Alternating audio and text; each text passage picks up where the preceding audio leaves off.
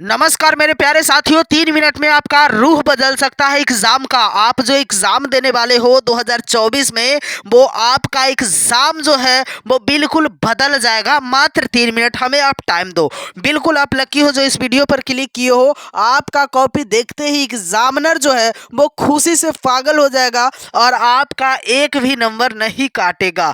तो उसके लिए कुछ करना होगा आपको।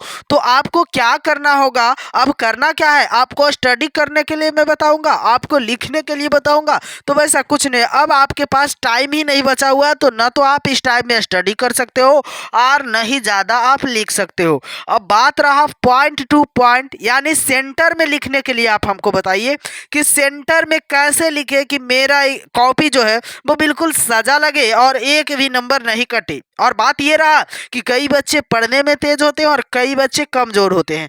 तो ये वीडियो जो है वो कमज़ोर बच्चों के लिए भी है और तेज बच्चों के लिए है। कमज़ोर बच्चे के लिए तो बहुत ही ज़्यादा लाभदायक है और साथ ही साथ तेज बच्चों के लिए भी लाभदायक है। तो कमज़ोर बच्चों के लिए सबसे पहले मैं बता दूं कि करना क्या है कॉपी में। तो कॉपी में सबसे पहला काम, रोल नंबर रोल कोड तो सब भरते हैं और इसे भर लेना, बार बार मैं बोलता हूँ। उसके बाद करना क्या है कि कभी भी गलती से भी कॉपी में रिक्वेस्ट ना लिखे, माफ़ी ना लिखे और इस तरह का पैसा वैसा नहीं डाले। अगर आप पैसा वैसा डालते हो तो उससे कोई फ़र्क पड़ने वाला नहीं है और आपको पैसा से नंबर नहीं दिए जाएंगे। अब बात रही कॉपी सजाने का कि सर इतना देर से बोल रहे हैं, कॉपी सजाने का भी बात कर लीजिए। तो अब मैं बात करता हूँ कॉपी सजाने का। मेरे प्यारे साथियों, आपके एग्जामिनर के पास आपका कॉपी जाता है, ना कि आप जाते हो। तो सबसे पहले आपको मैं कॉपी सजाने की बात करूं तो सबसे पहले अगर आपका कॉपी सजेगा तो जो प्रश्न आपको आता है उसमें टिक मारें और उसी प्रश्न को सबसे पहले लिखें।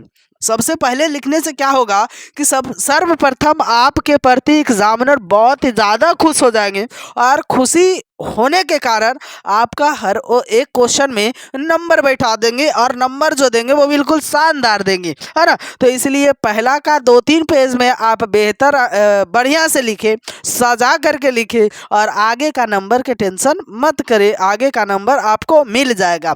अब बात रहा कि सर मुझे आता ही नहीं है तो फिर सजाऊं कैसे। अब किसी बच्चों का परेशानी ये है कि एक भी प्रश्न नहीं आता है तो क्या करूं। तो उन बच्चों के लिए भी मैं बताता हूं, घबराइए नहीं, आप बिल्कुल सही जगह पे आए हो।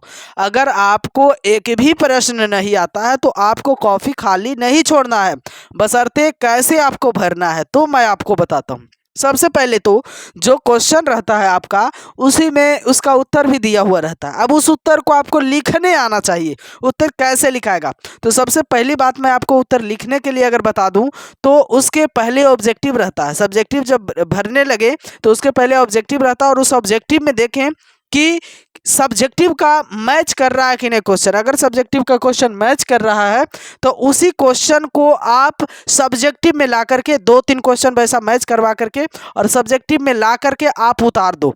वैसे तो खाली पेज छोड़ने से बेहतर है कि कुछ ना कुछ आपको नंबर मिल जाएगा। अगर आप खाली पेज छोड़ देते हो तो आपको एक भी नंबर नहीं मिलेगा।